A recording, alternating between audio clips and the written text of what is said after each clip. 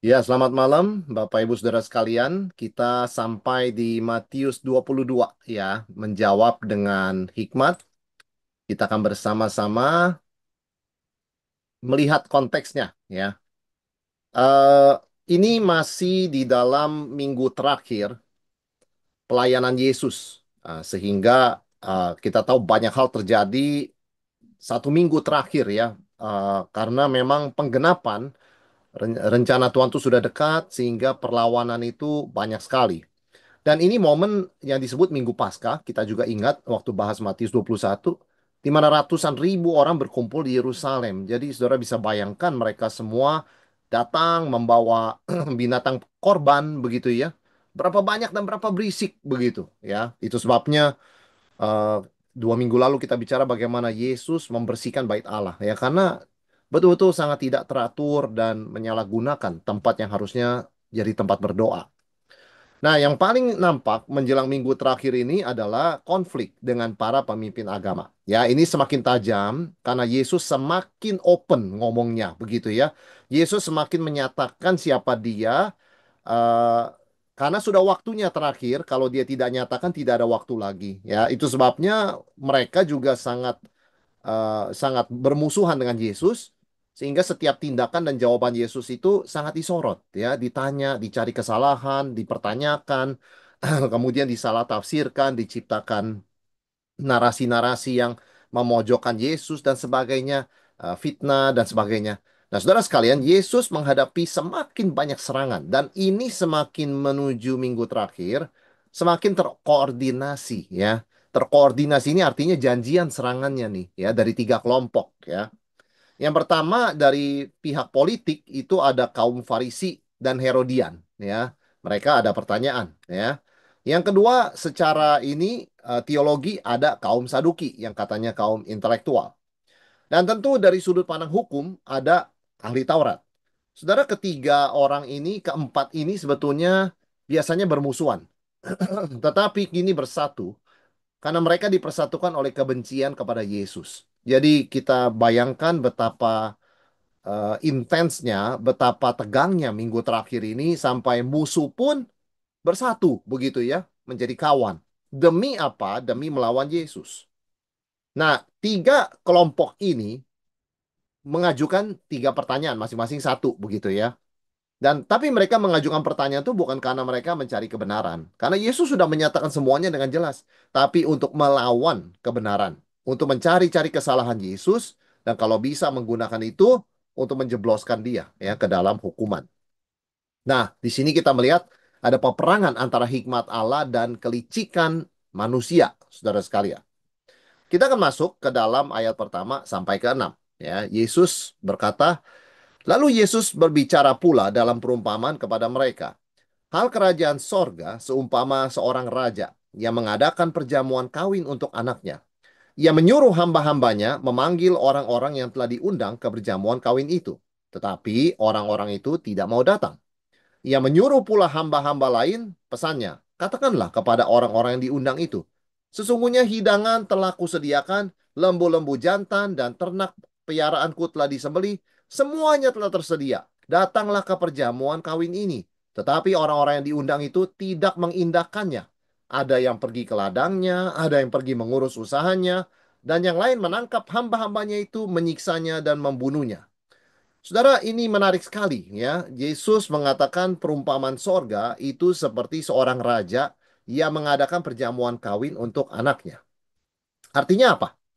Raja ini melambangkan Allah yang sangat me-welcome atau mengundang ya umatnya itu manusia untuk masuk dalam sebuah relasi perjanjian dan perjamuan kekal. Jadi seperti itu hati Tuhan terbuka ya, dia mengundang, dia membuka undangan saudara sekalian. Tentunya respon pertama diabaikan ya, dikatakan ayat yang ketiga ia menyuruh hamba-hambanya memanggil orang yang telah diundang tapi orang-orang itu tidak mau datang.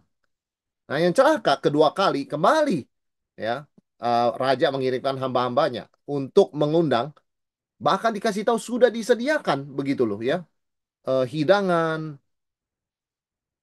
lembu-lembu jantan dan ternak piaraan telah disembeli, semuanya telah tersedia. Jadi betapa luasnya ya undangan Tuhan itu. Tapi kemudian responnya bukan hanya tidak peduli, tetapi sekarang membunuh hamba-hamba, ya. Bahkan ada yang membunuh hamba-hamba, menangkap dan menyiksa dan membunuhnya. Saudara, baik itu acu tak acu, baik itu tidak peduli, ya, maksudnya sikap melawan, itu kan akarnya itu apa? Sikap otonomi, ya, berdiri sendiri, tidak di bawah otoritas Tuhan. Nah, ini kita perhatikan, ya. Jadi inilah yang menjadi dasar kenapa mereka itu menolak undangan Tuhan. Karena perumpamaan ini bicara tentang respons orang kepada Injil. Injil itu kan undangan untuk keselamatan, undangan untuk menerima pengampunan dosa, undangan untuk relasi dengan Tuhan itu dipulihkan. Nah, sikap manusia apa? Ada yang acu tak acu, ada yang melawan. Tapi kan akarnya sama. Sama-sama tidak mau Tuhan, otonomi, ya, mau berdiri sendiri. Nah, saudara, kalau kita melihat di sini ada beberapa macam manifestasi dosa. Yang pertama, keduniawian. Ya. Kenapa mereka menolak undangan raja? Karena mereka lebih memilih kesibukan di ladang, soal bisnis, daripada meresponi undangan Tuhan. Ya, jadi, keduniawian itu bukan selalu berbentuk orang melakukan perbuatan dosa, melakukan perbuatan kedagingan, tidak. Melainkan lebih bersifat tidak mau peduli, lebih memilih keduniawian daripada hal-hal rohani. Dan kita melihat zaman sekarang banyak, ya, orang sangat-sangat tidak tertarik kepada kerohanian, kepada persoalan iman, yang mereka lebih tertarik kepada hal-hal dunia ini. Saudara sekalian, itu yang pertama, manifestasi dosa yang pertama. Yang kedua adalah perlawanan, melawan utusan-utusan kebenaran. Jadi kenapa mereka melawan? Karena mereka tidak suka diekspos dosanya. Dan mereka tidak suka diganggu otonominya. Ya, saya punya hak, saya mau berbuat apa. Siapa kamu mengatur-ngatur begitu, ya? Siapa kamu mengatakan soal dosa dan sebagainya? Jadi mereka tidak mau kebenaran. Dan mereka menolak utusan-utusan kebenaran, ya. Jadi mereka ini semakin menutup diri kepada kebenaran dan semakin keras hatinya. Itu sebabnya kita melihat perlawanan kepada Yesus semakin menjadi-jadi, saudara sekalian, ya. Nah, yang kita bisa simpulkan, raja mengadakan pesta, mengundang orang gratis, itu kan anugerah, ya. Tetapi ternyata ditolak. Nah, ini namanya penolakan terhadap anugerah. Kalau dipikir sebentar, kenapa mereka menolak? Alasannya apa? Tidak rasional. Tidak rasional, ya. Mereka tidak peduli, begitu kan, ya. Kemudian, masa diundang raja, begitu ya kan. Raja itu jarang mengadakan pesta umum, begitu ya. Kok kenapa mereka menolak? Nah, itu tidak rasional. Jadi seringkali penolakan kepada anugerah Tuhan itu tidak rasional. Sehingga kita bisa mengatakan bahwa dosa itu bukan sekedar kelemahan, ya, tetapi penolakan aktif terhadap Allah, dan itu sama sekali tidak rasional. Jadi kalau orang ditanya kenapa kamu berbuat dosa, sebetulnya tidak ada jawaban yang pas. Karena dosa itu tidak bisa dijelaskan. Oh ya, karena dia tidak punya uang, maka dia mencuri uang. Sebetulnya tidak bisa dijelaskan. Kenapa? Banyak orang tidak punya uang juga tidak mencuri kok. Ya, oh ya, sebab karena istrinya tuh kurang cantik begitu ya, menurut dia, ya, dia mencari apa ya, berselingkuh dengan orang yang lebih cantik. Tidak juga, saudara sekalian. Kalau kita perhatikan, orang-orang yang berselingkuh dengan mereka yang belum tentu lebih cantik dari pasangannya, begitu kan, secara lahiriah. Nah, dosa itu tidak rasional. Bagaimana mau dijelaskan? Alasan apa? Nah, kira-kira demikian. Raja mengundang, kenapa orang tetap sibuk dengan ladang dan bisnisnya, usahanya? Nggak bisa dijelaskan. Apa kamu tidak bisa sebentar saja meninggalkan ladang untuk ikut ke pesta? Bisa. Ya kenapa nggak dilakukan? Nggak ada jawaban, ya, tidak rasional. Apa kamu nggak bisa libur sebentar aja, ya, sehari gitu usahanya, menghadiri pesta raja, besok lanjut lagi usahanya? Ya bisa. Kenapa nggak dilakukan? Nggak ada jawaban. Jadi dosa itu tidak rasional dalam pengertian penolakan kepada anugerah Tuhan itu tidak rasional, ya. Jadi dosa itu memang bukan sekedar ketidaktahuan atau kelemahan, tetapi penolakan aktif kepada Allah. Saudara, raja tidak berhenti mengundang, ya. Eh, Raja terus mengundang, tetapi respons orang tetap menolak, bahkan membunuh, ya, hamba-hamba yang diutusnya.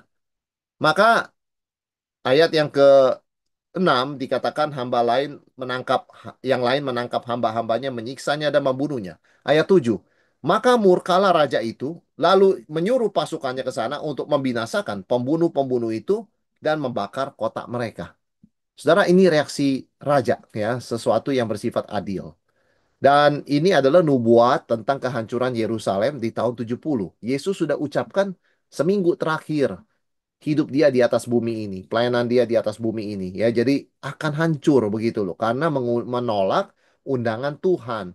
Jadi mengambil jalannya sendiri dan akhirnya mendatangkan murka Allah ya. Kita boleh lihat bahwa sikap raja ini adalah wujud keadilan Allah ya. Memang Tuhan tuh sabar, dia mengundang, sudah ditolak dia mengundang lagi tapi bukan berarti tidak terbatas ya. Kesabaran Allah bukan berarti tanpa batas. Dan kita harus menerima bahwa penghakiman itu adalah bagian dari kasihnya yang kudus, ya. Jadi Tuhan memang adalah kasih, tetapi saat yang sama karena itu ya dia membenci dosa, dia membenci kegelapan, begitu ya, dan akan datang penghakiman atas dosa dan kegelapan. Nah itu bagian dari sifat Allah yang penuh kasih itu, saudara sekalian, ya. Dan kalau kita lihat kepada siapa raja mengundang, raja mengundang semua orang setelah penolakan ya oleh orang-orang yang diundang itu ayat yang ke-8 sesudah itu ia berkata kepada hamba-hambanya perjamuan kawin telah tersedia tetapi orang-orang yang diundang tadi tidak layak untuk itu sebab itu pergilah ke persimpangan-persimpangan jalan dan undanglah setiap orang yang kamu jumpai di sana ke perjamuan kawin itu maka pergilah hamba-hamba itu dan mereka mengumpulkan semua orang yang dijumpainya di jalan-jalan, orang-orang jahat dan orang-orang baik, sehingga penuhlah ruangan perjamuan kawin dengan tamu. Saudara sekalian, karena undangan khusus itu menolak, ya undangan raja. Sekarang undangan raja itu diberikan kepada siapa saja, orang-orang di pinggir jalan, begitu ya. Pelayan-pelayan diperintahkan mengundang siapa saja, jahat maupun baik nggak dibedakan ya just undang invite ya. Nah kita lihat ini anugerah yang inklusif ya semua orang dipanggil tanpa memandang latar belakang begitu kan artinya undangan Tuhan itu diberikan kepada orang tanda kutip baik dan juga orang jahat saudara sekalian ya tidak membeda-bedakan ya sampai dikatakan jumpa orang yang dijumpai di jalan-jalan itu kan ya boleh katakan orang yang terbuang, orang yang tersingkir, orang yang tidak layak secara sosial maupun secara agama karena mereka itu tinggalnya di jalanan begitu kan istilahnya mereka ditemukan di jalan. Nah, kalau kita simpulkan sejauh ini, saudara sekalian, penolakan dari kelompok pertama yang tadi diundang, menolak begitu ya, membuka jalan bagi panggilan kepada kelompok kedua, yaitu orang-orang jalanan, kira-kira begitu ya. Allah apa artinya maksud Yesus? Allah menggunakan penolakan Israel sebagai jalan untuk memperluas kasih karunia-Nya kepada bangsa-bangsa lain. Itu artinya. Jadi orang-orang yang diundang tadi menolak itu bangsa Israel. Yaitu Allah mengirimkan anaknya pertama-tama kepada orang Israel. Tapi mereka menolak dia. Maka sekarang undangan itu diberikan kepada orang-orang yang bukan Israel, kita semua ya. Jadi kita terberkati melalui penolakan orang Israel kepada Yesus. Karena justru dengan penolakan itu undangan Injil diberikan kepada semua orang ya yang bukan Israel, jahat maupun baik saudara sekalian ya. Jadi mungkin kita berpikir ini rencana dadakan kali ya, plan B. Oleh sebab Tuhan punya rencana rencana A, yaitu orang Yahudi menolak. Enggak, saudara sekalian ya. Ini bukan rencana dadakan atau rencana cadangan atau kecelakaan, tetapi memang dari semula, dari rencana sejak kekal, Tuhan sudah punya rencana menjangkau seisi dunia.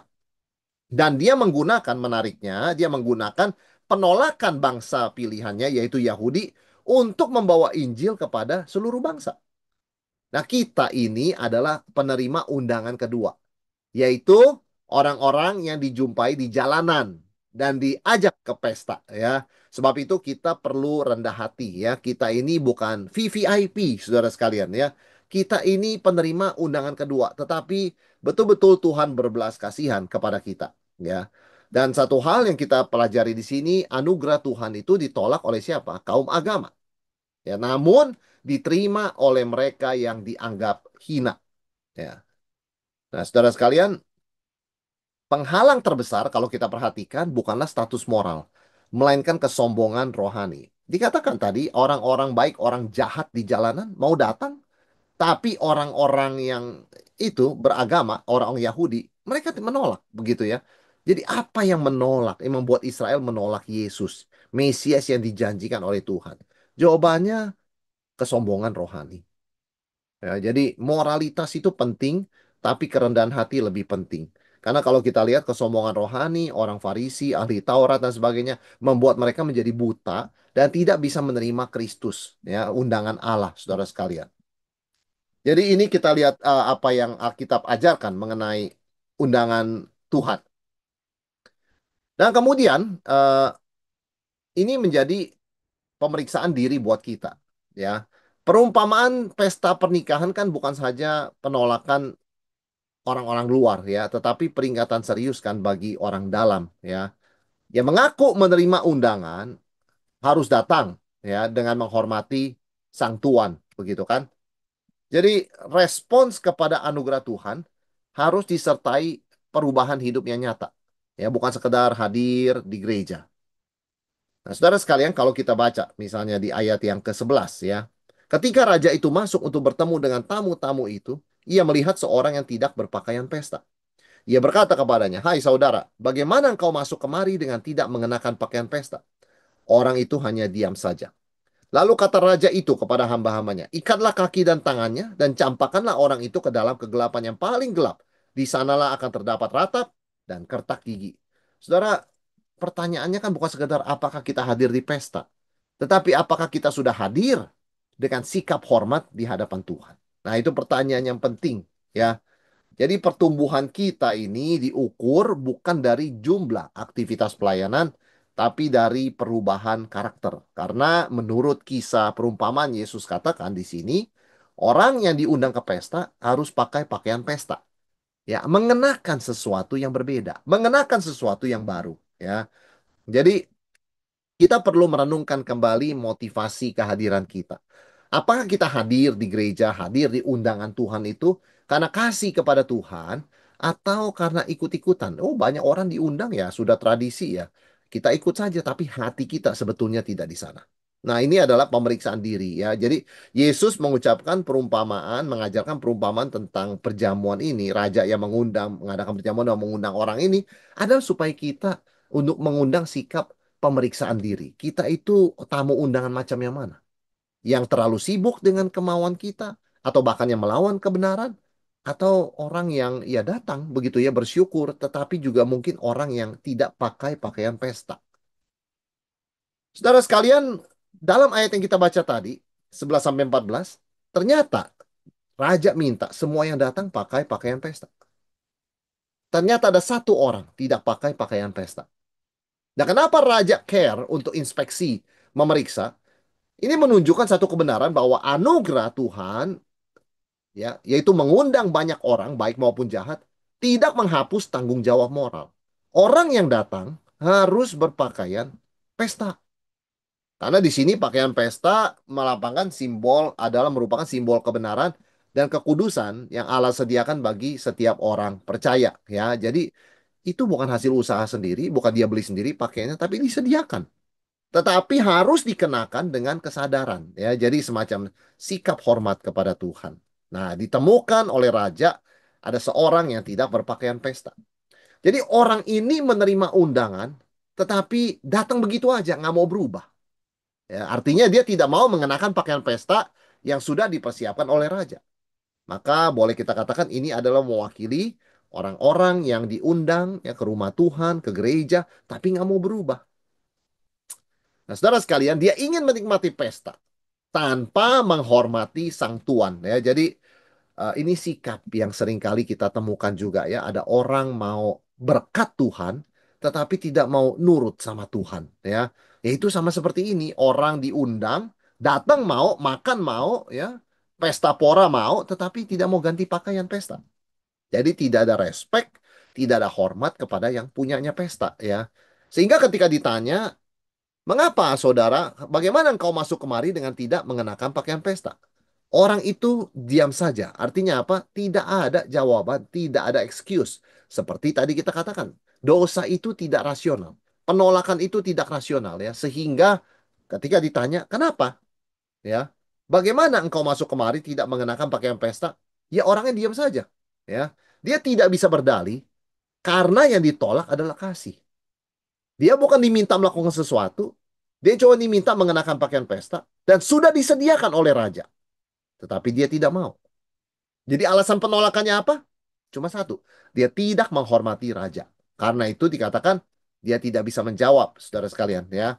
Nah, sikap satu orang ini yang muncul di tengah-tengah undangan pesta itu menunjukkan bahwa Tuhan memperhatikan respons setiap orang. Bukan hanya kelompok. Oh ya, tidak sekedar, oh banyak ya. Orang datang ke rumah Tuhan, datang ke gereja. Wah, senang-senang. Tuhan pasti senang. Ya, bukan hanya itu. Bukan hanya jumlah, saudara sekalian. Tuhan memperhatikan respon setiap orang. Ya, kalau kita melihat zaman dulu ada KKR yang diadakan di stadion-stadion yang datang bisa puluhan ribu. Tapi berapa orang yang sungguh-sungguh merespon berita yang Injil yang diberitakan dan misalnya maju ke depan atau mengaku percaya. Itu adalah respons pribadi ya. Itu sebabnya di sini kita melihat orang tidak boleh hanya ikut-ikutan. Dia harus bertanggung jawab secara pribadi. Dan ini peringatan, saudara sekalian ya. Bagi orang yang merasa aman secara komunitas. Oh, saya nih oh, rame-rame begitu ya di gereja apa.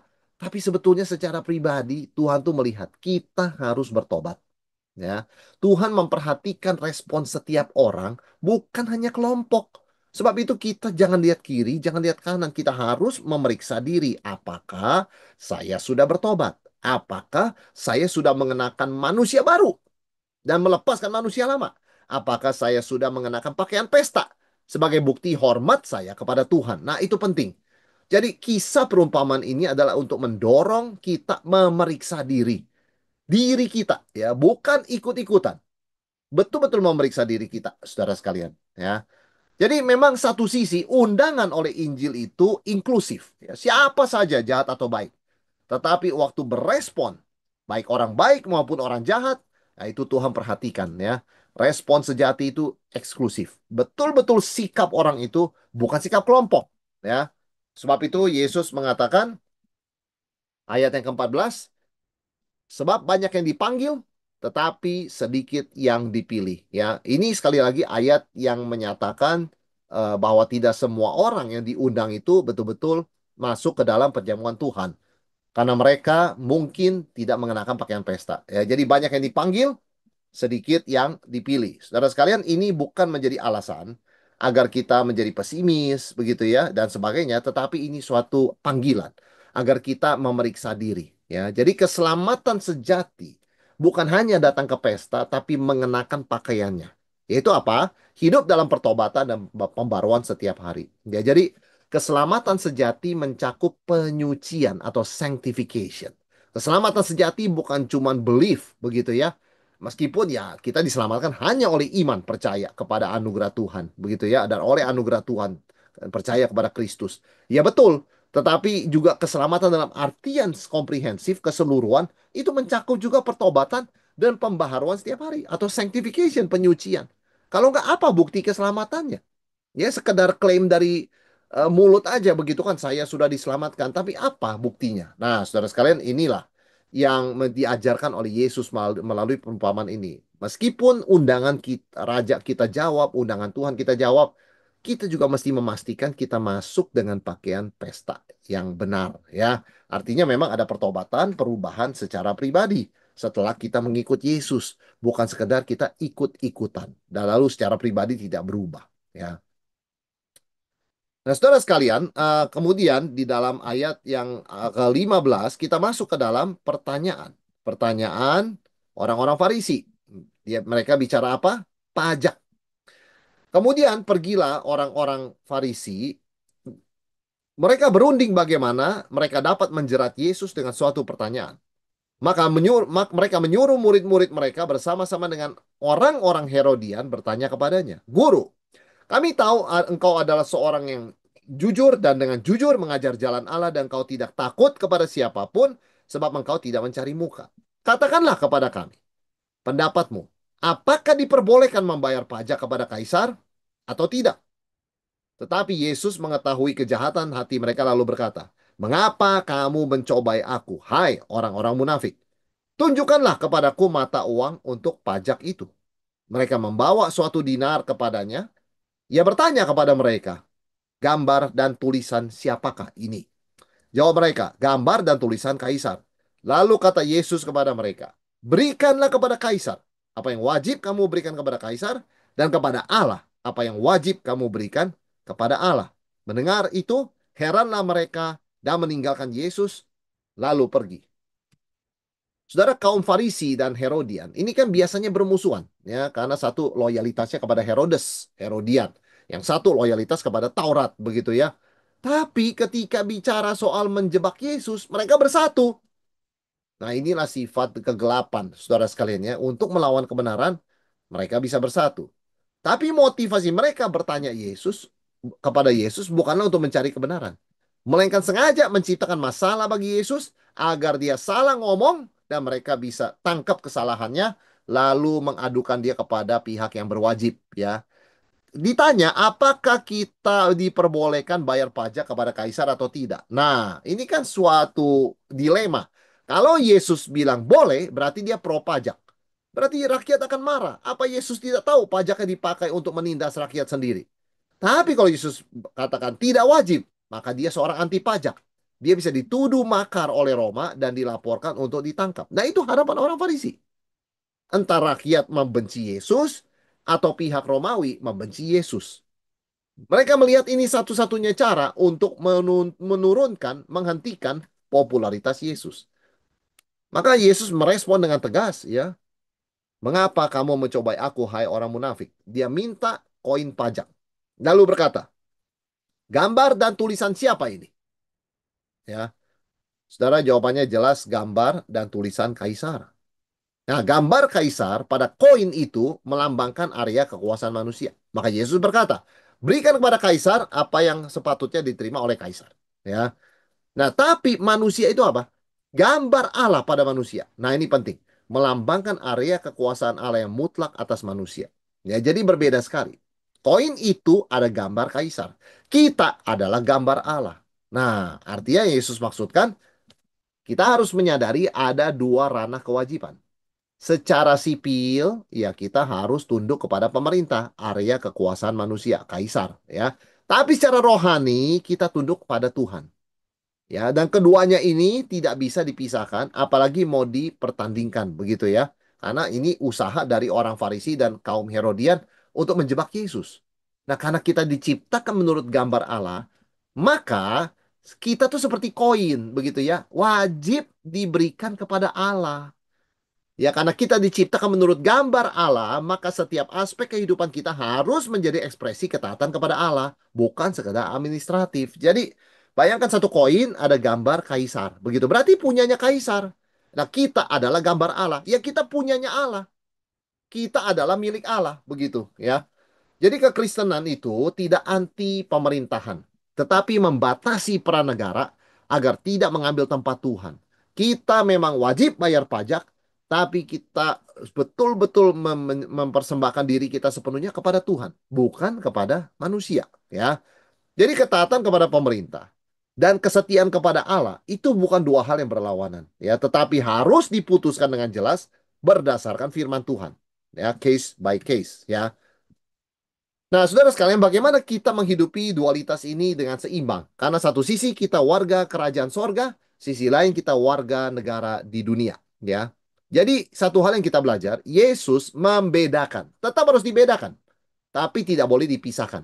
Dunia rohani kepada Allah, berikan kepada Allah apa yang wajib, sepatutnya Allah terima. Dan dunia sekuler, berikan kepada kaisar apa yang patut diterima oleh kaisar. Ya, jadi Yesus membedakan tapi tidak memisahkan. Ya, orang percaya hidup dalam dua realitas ini. Ya, satu sisi kita adalah warga negara dunia. Tapi saat yang sama, kita adalah warga kerajaan Allah. Ya, jadi kita harus jelas siapa kita, saudara sekalian. Ya, dan keduanya itu kan bukan bertentangan, tetapi masing-masing harus dijalani sebagai panggilan dengan hikmat. Ya, nah menjadi warga negara yang baik adalah bagian dari kesaksian iman. Ya, tetapi loyalitas kita yang tertinggi tetap kepada Tuhan. Nah, ini sangat penting, saudara sekalian. Ya, kita jangan sampai menjadi dualisme, memisahkan atau menggabungkan ya. Melainkan ini dualitas. Artinya harus ada pembedaan antara politik dan agama. Tetapi ingat, Keduanya ada di bawah Tuhan dan kalau kita ada di politik itu bagian dari kesaksian iman kita. Ya, kita bukan menjadi serupa dengan dunia ini. Seandai kata nilai-nilai negara berbenturan dengan kehendak Tuhan, maka mana yang kita dulukan? Kehendak ketaatan kepada Allah. Itu harus lebih dulu, yaitu prinsip orang Kristen, saudara sekalian. Nah, untuk menghidupi dualitas ini dengan seimbang, bagaimana caranya? Kita harus peka, ya. Kita harus peka rohani melalui firman Tuhan, ya, dan komunitas iman, ya. Firman, doa, dan komunitas iman. Jadi kita terus praktekkan ibadah ini dengan setia, sehingga kita tetap memiliki kepekaan dan kita tahu batasannya, begitu ya. Kita bisa membedakan, meskipun kita tidak mau memisahkan, ya. Iman kita, kalau kita perhatikan di sini, diwujudkan bukan hanya di gereja, tapi dalam tanggung jawab sosial kita, ya.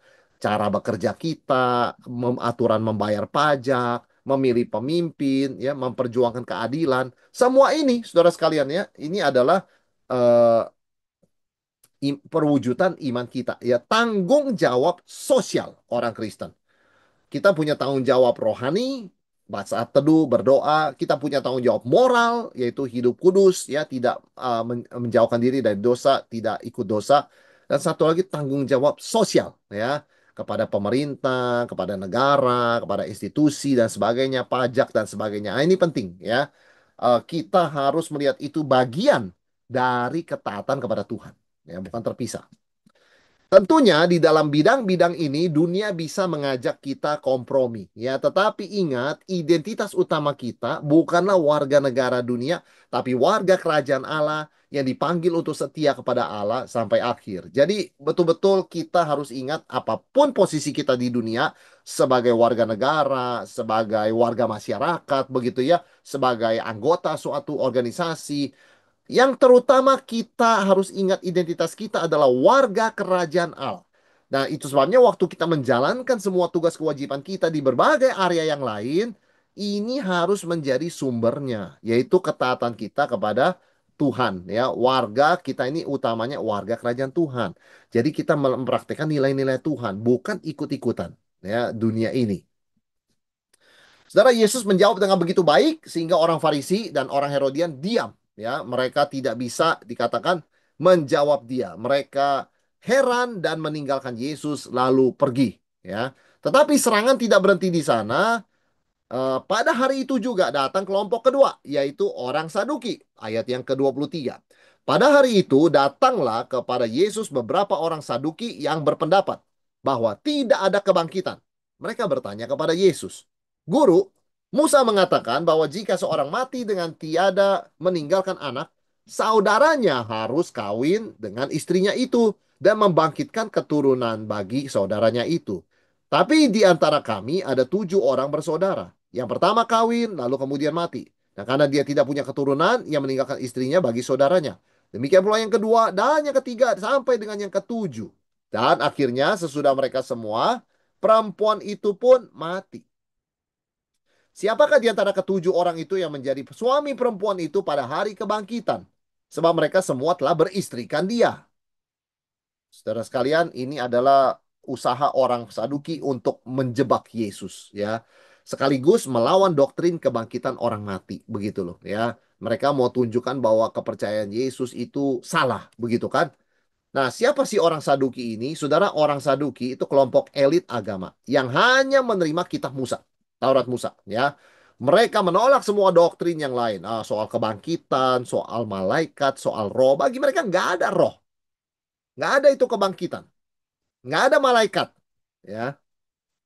Jadi pandangan mereka sangat rasionalistik dan lebih berorientasi kepada status quo politik, ya. Mereka tahu agama itu berbahaya dan mereka tidak mau main-main agama, tapi mereka lebih kepada hal-hal yang rasional begitu loh. Karena itu mereka tidak percaya hal-hal yang dianggap mujizat seperti kebangkitan orang mati, hal-hal supranatural seperti malaikat dan roh. Mereka tidak percaya dan mereka menguji Yesus, ya. Untuk menjebak Yesus, mereka membuat suatu skenario ekstrim. 7 pria bersaudara bergantian menikahi satu perempuan. Karena satu udah nikahin gak punya anak mati. Satu juga begitu. Satu sampai yang ke-7. Sehingga bertanya di dalam dunia kebangkitan, alam kebangkitan nanti, siapa yang jadi suaminya? Karena semuanya pernah beristri dengan dia, gitu kan? Saudara, mereka menggunakan contoh ekstrim untuk mempermalukan kebenaran, ya, sebuah kebenaran, doktrin. Nah, tujuan utama adalah mempermalukan Yesus secara publik dan mengatakan bahwa apa yang dipercaya oleh Yesus, yang diajarkan Yesus itu sangat nonsens, begitu kan ya. Tapi Yesus menegur mereka dengan keras, ya, dikatakan ayat yang ke-29. Yesus menjawab mereka, kamu sesat. Nah, itu tegasnya Tuhan Yesus, ya. Sebab kamu tidak mengerti kitab suci maupun kuasa Allah. Jadi orang yang tidak baca Alkitab dan orang yang tidak percaya kuasa Tuhan, ya memang tidak akan percaya. Ada hidup setelah mati, ada malaikat, ada roh, ada kebangkitan orang mati. Tentu tidak akan percaya. Ya, saudara, apa yang Yesus katakan? Karena pada waktu kebangkitan orang tidak kawin dan tidak dikawinkan, melainkan hidup seperti malaikat di sorga. Jadi yang Yesus katakan, kehidupan di sorga bukan lanjutan di hidup di dunia. Kenapa kamu mikir soal perkawinan di dunia? Kamu pikir akan seperti itu di sorga? Tidak. Ya, ayat yang ke-31, tetapi tentang kebangkitan orang-orang mati, tidakkah kamu baca apa yang difirmankan Allah ketika ia bersabda, Akulah Allah Abraham, Allah Ishak dan Allah Yakub. Ia bukan Allah orang mati, melainkan Allah orang hidup. Ya, jadi Tuhan Yesus mengatakan kehidupan di sorga itu beda. Ya, tidak orang di sorga tidak kawin dan tidak dikawinkan. Jadi jangan membayangkan kehidupan di sorga itu seperti di dunia, begitu kan?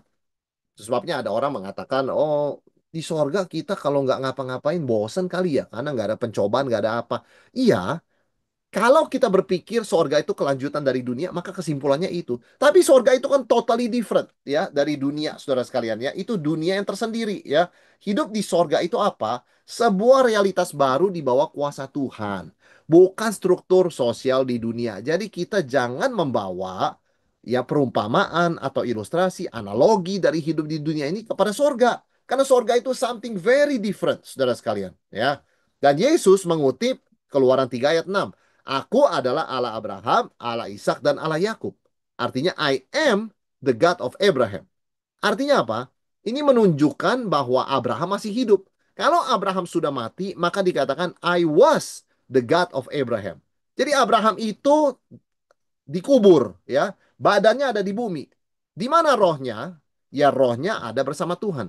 Makanya dia disebut hidup, begitu kan? Dan Tuhan berkata, I am the God of Abraham. I am, begitu ya. Bukannya I was, I am. Berarti ada orang yang sudah mati, hidup, eksis gitu loh. Seperti Abraham, Ishak, Yakub. Dari mana kita tahu? Kata Yesus. Karena kutipan itu, akulah I am Allah Abraham, Allah Ishak, Allah Yakub. Berarti masih dong. Tuhan jadi Allah Abraham, Allah Ishak, Allah Yakub. Berarti Abraham, Ishak, Yakubnya meskipun sudah dikubur, sebetulnya mereka hidup secara di sorga. Begitu kan ya. Bersama dengan Tuhan. Jadi Yesus mau menunjukkan ada hidup setelah badan mati. Ada. Dan tidak sulit percaya kepada kebangkitan orang mati. Karena dalam perjanjian lama, begitu ya. Dan Yesus mengutip kitab Taurat karena orang Saduki hanya terima kitab Taurat, yaitu Keluaran 3 ayat 6.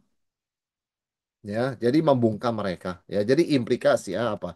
Abraham, Ishak dan Yakub masih hidup dalam hadirat Tuhan dan ada hidup setelah mati dan akan ada kebangkitan orang mati di mana roh orang yang sudah percaya itu akan disatukan kembali dengan tubuhnya. Roh manusia akan disatukan dengan tubuhnya, saudara sekalian ya. Jadi ada hidup setelah kematian. Itu jawaban Yesus yang luar biasa brilian kepada orang Saduki. Lalu ayat yang ke-33 dikatakan orang banyak yang mendengar itu takjub akan pengajarannya. Ya, jadi kebangkitan orang mati itu ada dan pasti terjadi dan itu janji Tuhan yang akan digenapi. Saudara, orang Saduki tidak percaya pada kebangkitan orang mati karena mereka sudah nyaman di dunia ini. Bagi mereka itu adalah omong kosong dan mereka tidak mau ada perubahan. Ya, tetapi kita tahu pada waktu kebangkitan orang mati terjadi, waktunya tiba, segalanya terbalik. Ya, orang yang berkuasa selama ini bersewenang-wenang akan menjadi jatuh. Ya, sebaiknya orang yang selama ini ditindas akan diangkat oleh Tuhan. Itu sebabnya orang-orang Saduki tidak percaya kepada kebangkitan orang mati. Bukan karena mereka tidak tahu itu bisa terjadi, tetapi karena mereka terlalu cinta kepada posisi dan harta mereka, sehingga mereka tidak mau kepercayaan ada kepercayaan bahwa orang mati itu bangkit. Ya, mereka maunya terus saja seperti itu.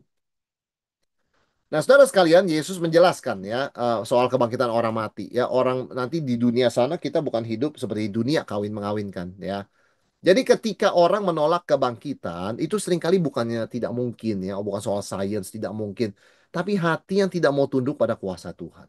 Nah, ini seringkali ya menjadi tesnya. Apakah seseorang yang mengaku Kristen percaya kepada kebangkitan orang mati? Ya, kalau tidak ya dia belum sampai kepada tunduk kepada kuasa Allah ya. Kuasa Allah kita tahu melampaui logika manusia. Jadi kita bayangkan orang sudah meninggal lalu dibakar, debunya dibuang ke laut, begitu kan ya. Bagaimana di hari kebangkitan? Ya kan? Nah, kuasa Allah bisa mempersatukan ribuan jutaan debu itu menjadi satu kembali dan diperbarui ya menjadi tubuh yang baru. Itu kuasa Allah. Maka Yesus mengatakan, kamu sesat karena kamu tidak mengenal kitab suci dan tidak mengerti kuasa Allah. Ya, kuasa Allah bisa. Ya, jadi bayangkan ada orang meninggal karena dimakan oleh ikan hiu di laut, begitu ya.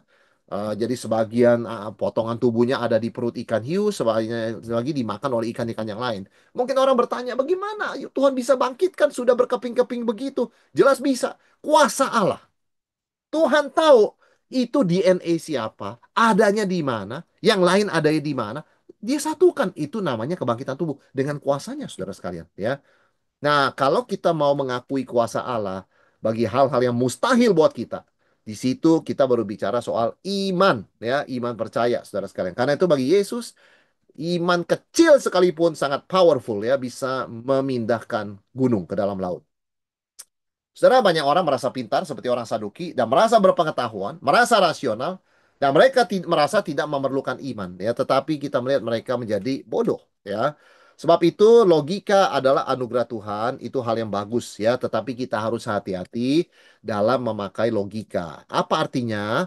Memang kita baca apa-apa pakai logika, mengerti apa-apa pakai logika, mendengar firman Tuhan pakai logika. Tapi jangan sampai logika menghakimi kitab suci. Ya, otoritas logika ada di bawah Alkitab. Kitab suci yang membentuk logika kita, bukan logika kita yang menghakimi kitab suci. Sebagai contoh, ada orang yang saya tidak mau jadi orang Kristen karena bagi saya logika saya tidak masuk begitu ya. Kok buku ini ditulis oleh manusia disebut firman Allah? Nggak mungkin begitu ya. Saya nggak bisa terima Kristenan karena nggak masuk logika saya. Nah, itu logikanya sudah dipakai untuk menghakimi kitab suci. Seharusnya logika kita itu ditaklukkan di bawah kitab suci dan biar kitab suci yang membentuk logika kita. Yaitu apa? Ya meskipun ini ditulis oleh manusia, tapi manusia ini digerakkan, diinspirasikan, dinafaskan oleh Roh Kudus. Sehingga tulisan mereka tidak mengandung kesalahan. Ya kita masih bisa menaklukkan logika kita kepada fakta kebenaran itu. Dan bukan menggunakan logika kita untuk menolak kebenaran firman Tuhan. Ya. Orang yang menolak kebangkitan seringkali sebetulnya bukan karena dia nggak bisa terima kuasa Tuhan, tapi tidak mau bertobat, tidak mau kenyamanan hidupnya diganggu, ya. Hidup kayak begini aja, ya. Siapa yang kuat dia menang, siapa yang di atas terusnya di atas, udah, ya nggak usah mikir-mikir Tuhan, kebangkitan, buat apa? Kita nggak perlu kok, kita udah enak dan nyaman di dunia ini. Nah, jadi sebetulnya akar dari ketidakpercayaan kepada kebangkitan orang mati bukan soal sains, bukan soal logika, tapi soal kedagingan dan keduniawian. Sudah nyaman, jangan diganti-ganti, jangan diganggu-gugat. Nah, gitu loh, saudara sekalian ya. Jadi sebetulnya percaya akan kebangkitan itu bukan anti logika. Sangat mungkin kok, ya. Melainkan konsekuensi logis dari relasi yang dengan Tuhan yang hidup dan setia pada janjinya. Jadi kalau orang beriman pada Tuhan, dia tidak sulit beriman pada mujizat. Dia tidak akan gunakan logikanya menolak kuasa Tuhan. Pasti dia bisa percaya. Kenapa orang tidak bisa percaya mujizat? Karena mereka tidak mau percaya Tuhan. Ya, I believe in miracles because I believe in God. Gak bisa dibalik. Ya, kita percaya pada mujizat karena kita percaya pada Tuhan. Jadi yang pertama orang harus percaya adalah Tuhan dulu. Kalau dia tidak percaya Tuhan, maka dengan mudah dia mengatakan saya nggak percaya kebangkitan, saya nggak percaya mujizat. Ya jelas karena dia nggak percaya Tuhan. Kalau orang percaya Tuhan, dia tahu Tuhan maha kuasa. He can do anything. Maka tidak sulit buat dia percaya kebangkitan orang mati, mujizat, pembelahan laut merah, begitu ya, mengirimkan ikan untuk menelan Yunus. Tidak sulit percaya itu. Kalau orang tidak percaya pada Tuhan, maka ketika membaca tentang Yunus mengatakan ini dongeng anak-anak yang tidak masuk akal. Mana ada ikan bisa menelan orang dan orangnya hidup 3 hari 3 malam. Maka itu kuncinya adalah percayalah pada Tuhan, percayalah pada firman-Nya. maka everything else akan kita mengerti pelan-pelan ya. Eh, jangan menggunakan logika di atas, menempatkan logika di atas Alkitab. Ya, taklukkan logika kita di bawah firman Tuhan.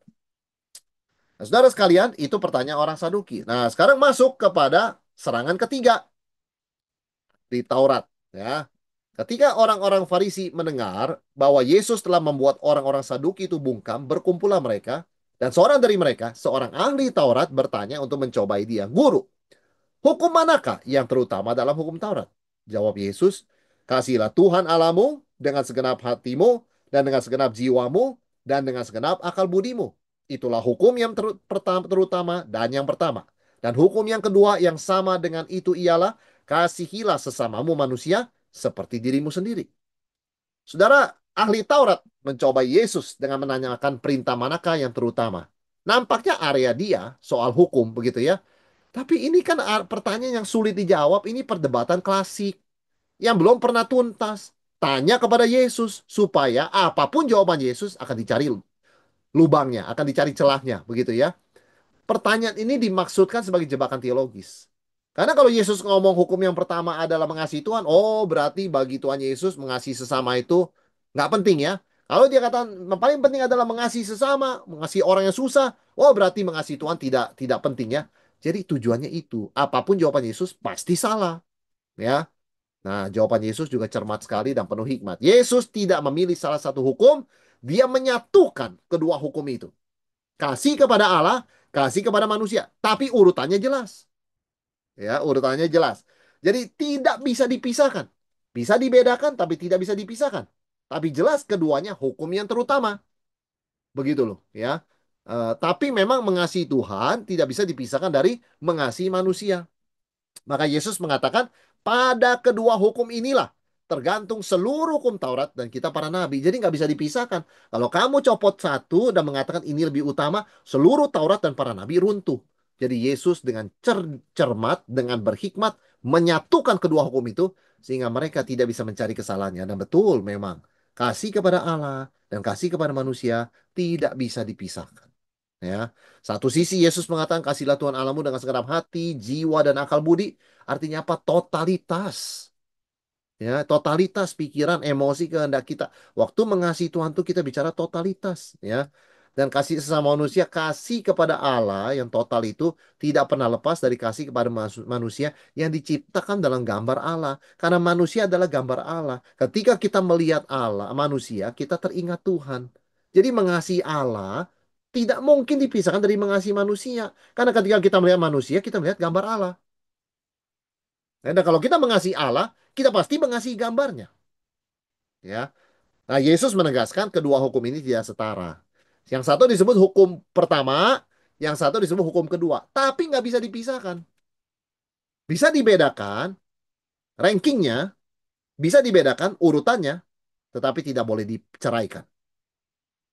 Kesatuan kedua hukum ini menjadi fondasi seluruh kitab Taurat dan para nabi. Ya, jadi kasih vertikal kepada Tuhan, kasih horizontal kepada manusia, itu satu arus yang sama, love, begitu ya dari Tuhan, ya. Jadi Yesus tidak mengubah hukum Taurat, tapi dia menyatakan intisarinya. Semua perintah Tuhan yang begitu banyak di Perjanjian Lama diringkas dalam dua, kasih kepada Allah dan kasih kepada manusia, kasih kepada sesama, ya. Semua hukum lain hanya berarti kalau mengalir dari kasih. Yesus mengatakan pada kedua hukum ini tergantung seluruh kitab Taurat, hukum Taurat, dan kitab para nabi. Artinya, semua perintah yang diajarkan dalam Alkitab harus dilakukan dari spirit kasih. Kalau tidak dilakukan dari spirit kasih, percuma.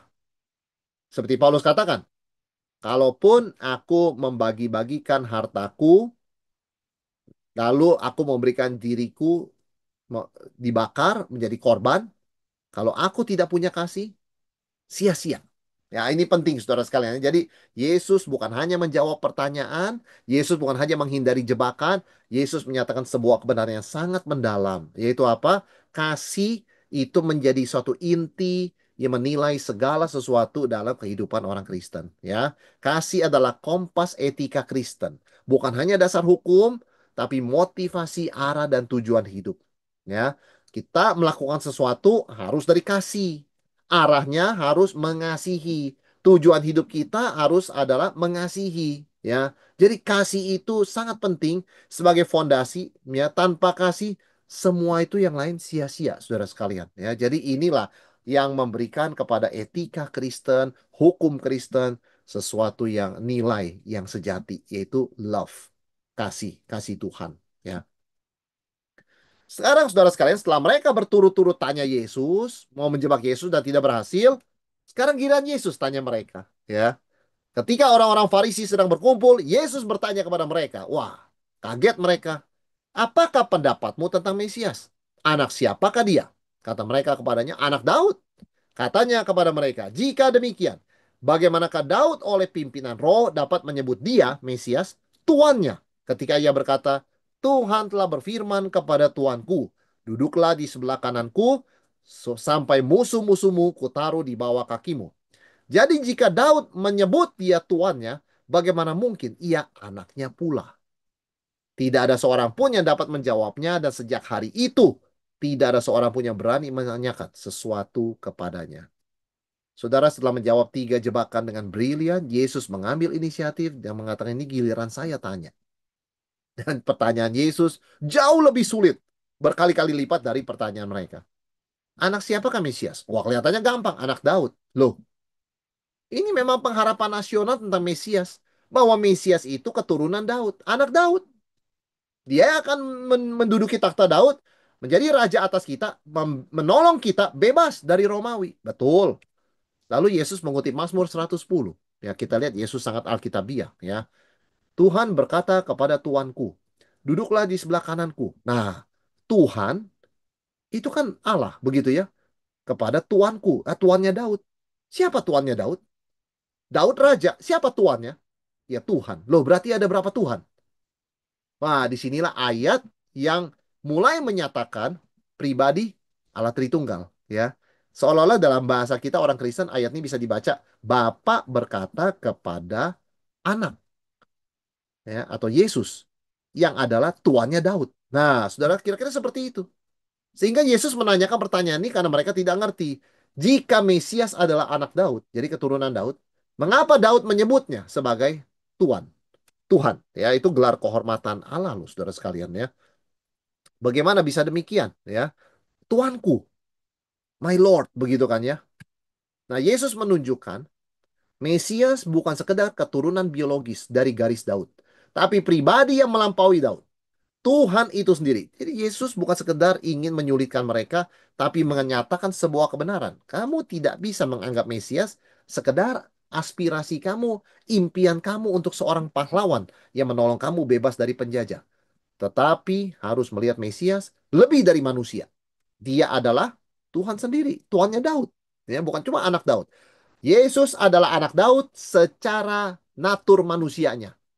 Tapi natur keilahiannya, dia tuannya Daud jelas. Dia adalah Tuhan. Ya. Jadi Mazmur 110 kita semua tahu adalah Mazmur Mesianik. Atau nubuat tentang Mesias yang duduk di sebelah kanan Allah, memerintah bersama dia. Ini pasti bukan manusia. Mana ada manusia duduk di sebelah kanan Allah? Tidak ada, saudara sekalian. Ya. Manusia tidak mungkin dapat posisi setara dengan Tuhan. Karena sebelah kanan Allah berarti setara dengan dia.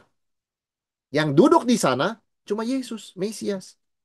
Nah, pertanyaan ini akhirnya membungkam para pemimpin agama, ya.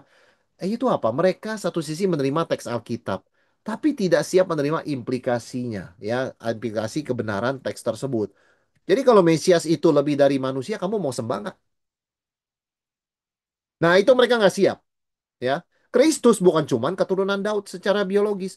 Kristus adalah Allah yang melampaui segala sesuatu. Duduk sebelah kanan Allah. Kenapa kamu tidak mau sembah Mesias begitu? Nah, ini yang orang Farisi tidak siap ya dengan implikasinya ya. Jadi ada orang tahu kitab suci tapi dia tidak siap melakukannya karena dia tahu implikasinya berat ya. Iman sejati harus dimulai dari pertanyaan ini. Siapa sebenarnya Yesus bagi saya? Saudara, itulah iman sejati seperti Yesus tanya, menurut kamu siapakah aku? Ya, itu pertanyaan yang menentukan kekekalan ya. Siapa Yesus bagi kita?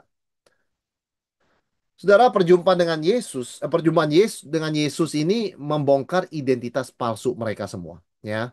Pertanyaan Yesus tentang Mesias itu kan membongkar kesalahan konsep banyak orang Mesias, ya. Konsep Mesias mereka itu hanya berdasarkan budaya dan teologi egosentris.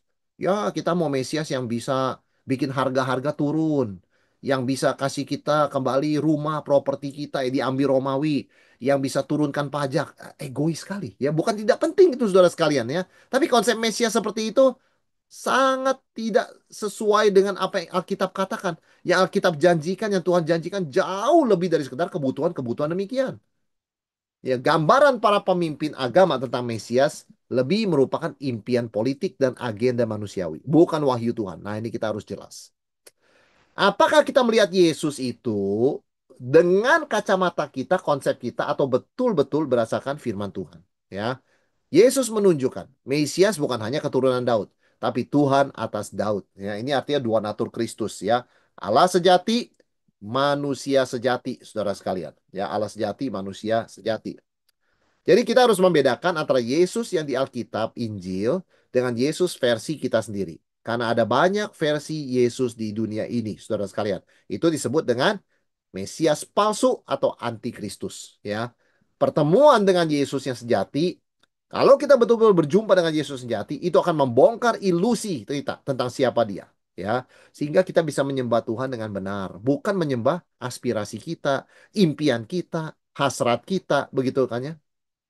Maka mari kita gali terus firman dan terus berdoa agar pengenalan kita kepada Kristus itu semakin lama semakin murni, ya. Dan satu peringatan, saudara, kita jangan bentuk Yesus menurut bayangan kita.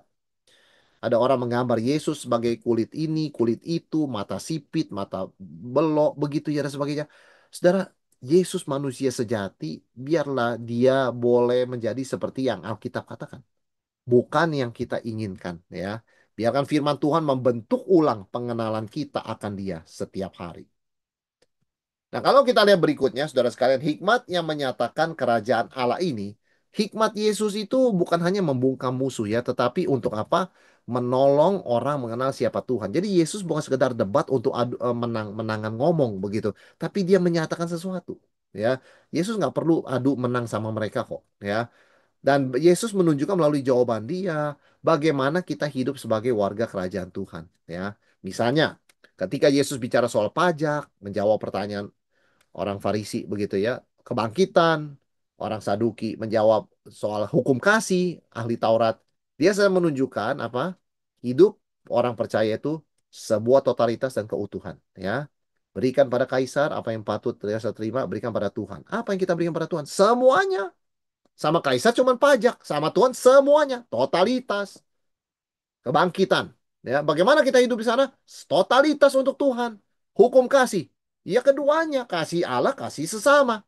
Jadi hidup orang percaya sebuah totalitas dan sebuah keutuhan. Tidak boleh dikotak-kotakan. Ya, semuanya berhubungan dan semuanya harus tunduk pada kasih dan kebenaran Tuhan. Kita belajar bahwa ketika Yesus menjawab, dia juga memberikan teladan bagaimana berbicara dengan hikmat. Yesus ditanya berkali-kali, dia tidak terpancing emosi, tidak terpancing reaktif, tidak terpancing emosional. Dia tetap jelas, tajam, dan mengasihi sampai mereka tidak bisa menjawab dia kembali. Ya, dengan demikian, saudara sekalian, Yesus tidak terprovokasi, bahkan dia bisa mengubah arah percakapan untuk menyatakan hal yang jauh lebih penting. Siapa dia? Siapa Tuhan? Dan apa arti panggilan mengikutnya? Ya, itu sebabnya kita kalau aplikasikan, seringkali kita menemukan pembicaraan yang sulit. Ya, di tempat kerja, kalau bicara soal kontrak, begitu kan ya.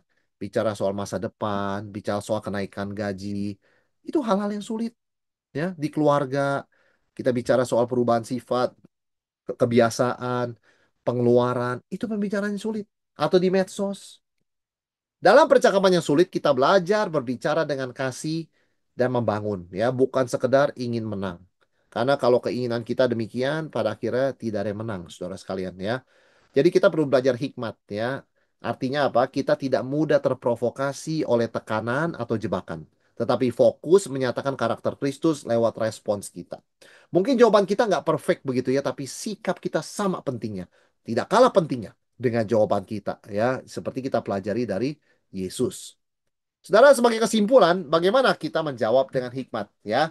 Kita belajar dalam Matius 22, Yesus merespons semua pertanyaan dengan hikmat yang membungkam lawan. Dan dia menyatakan kebenaran tentang kerajaan Tuhan. Jadi apa caranya? Yang pertama, Yesus menggunakan pertanyaan jebakan itu, mengarahkan pembicaraan itu, mengarahkannya kepada hal yang lebih penting.